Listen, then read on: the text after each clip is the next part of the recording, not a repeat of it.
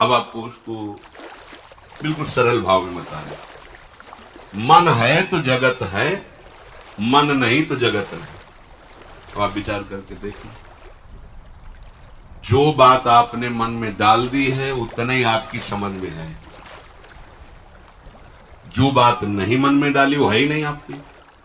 बहुत बड़ी सृष्टि, बहुत विषय, बहुत प्रपंच, लेकिन जितना डाला है ना मन में उतना ही आपके है। इसके बाद कहां है आप बताओ। आप सोचो कैसा है हालैंड, थाईलैंड, अमेरिका, कैसा है भला दिखा दे मन आपको। लेकिन चित्रपट में भी अगर देखा है और डाल दिया है मन में, ऐसा है। मन से ही जगत है, नहीं तो है नहीं।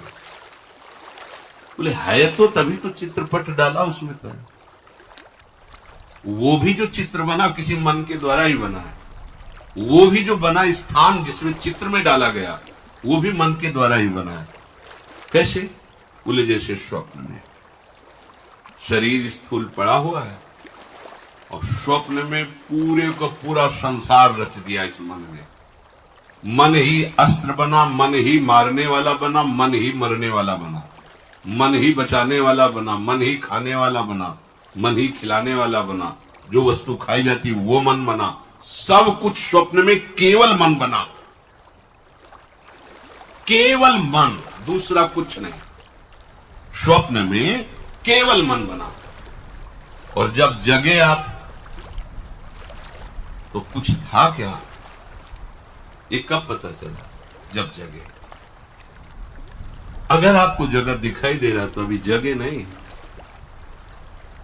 स्वप्न में भी ऐसा एक स्वप्न आता कि मैं जग चुका हूं। उसी स्वप्न में स्वप्नांतर भी देख रहा है वो, लेकिन है वो स्वप्न में ही। ठीक ऐसे ही जब तक स्त्री पुरुष जड़ चैतन्य ऊंच नीच सुख दुख हानि लाभ ये स्वप्न रचा हुआ है मन रूपी माया का। ये मन जब तक भगवदाकार नहीं होगा तब तक ये जगत दिखाई दे रहा है। इस जगत का अस्तित्व है मन से ही है। मन ठीक हो गया तो आप ना कभी बंधे थे और ना आपका कभी मोक्ष होगा, क्योंकि आप बंधन को प्राप्त होते तब तो मोक्ष होता। आपको कोई बांध ही नहीं सकता, आप भगवान के अंश हैं। ये संकल्प विकल्प करके जैसे स्वप्न में पूरी सृष्टि रचता है। जनक जी ने तो ये देखा है, एक दिन स्वप्न में देखा कि उनका राज्य छिन गया है, बहुत गरीब हो गए हैं, भूख से बहुत व्याकुल हैं।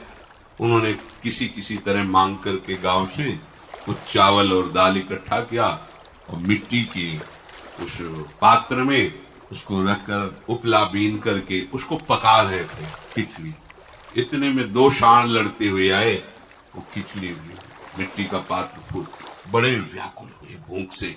और जब जगे अपनी शैया पर, देवताओं को भी जो सुख नहीं महाराज जनक जी को प्राप्त थे। सिया जी के पिता होने का सौभाग्य मिला, ज्ञानियों में शिरोमणि विदेहराज। ये क्या था? भूख से व्याकुल दर दर भटक रहा था। ये सत्य कि अभी इस राज वैभव में ये सत्य, ये सत्य कि वो सत्य क्या है? एक शब्द में अष्टावक्र जी ने उत्तर दिया था, ना ये सत्य ना वो सत्य। जिसे तुम जागृत में देख रहे हो ये मोह निद्रा का स्वप्न है, और जिसे तुम स्वप्न में देखा था वो तमोगुणी निद्रा का स्वप्न है। दोनों स्वप्न ही है। ये दोनों स्वप्न मन के बनाए हुए हैं, नहीं तो भगवान के सिवा एक कण भी कोई और नहीं। पक्की बात है।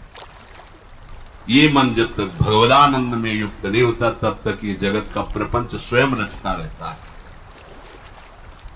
ये जिस पदार्थ को ग्रहण करता वही रूप बना लेता है अपना। देखो गुलाब जामुन, मन बन गया गुलाब जामुन, स्वाद बन गया, रसेंद्री में स्वाद आ गया, आंखों के सामने गुलाब जामुन आ गया तो मन में व्याकुलता पैदा हो गई। ये कुछ भी हो कैसे भी हो, गुलाब जामुन, जलेबी, पोहा, जो चाहो। अब देखो जहां आपने किसी वस्तु को आनंद अंश में स्वीकार किया, इसमें सुख है, वो पूरा का पूरा मन बन जाएगा। देख लो आप।